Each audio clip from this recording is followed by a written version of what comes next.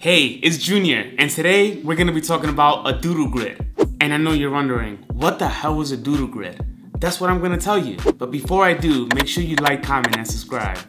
First and foremost, a doodle grid is a grid that most artists use to scale their murals on any surface, but mainly used with murals. Some of the reasons why artists use doodle grids is because that's how they were taught and that's how they always done it, or main reason is because they can't use a projector.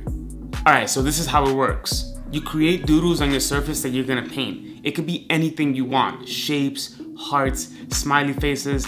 I like to use motivational quotes because that's what keeps me going through my murals, but you can do whatever it is that you want. Just make sure you mark up the whole area.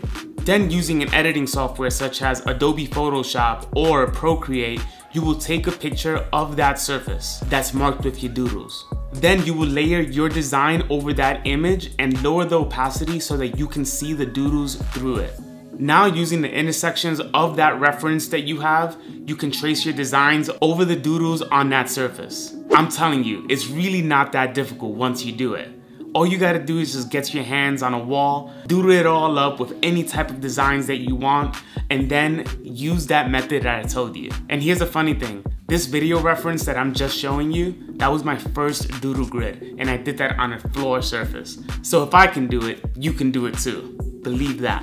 And as always, make sure you subscribe to my content so you can see more art tips just like this one. And make sure you tell me how your mural went using this process. We'd love to know.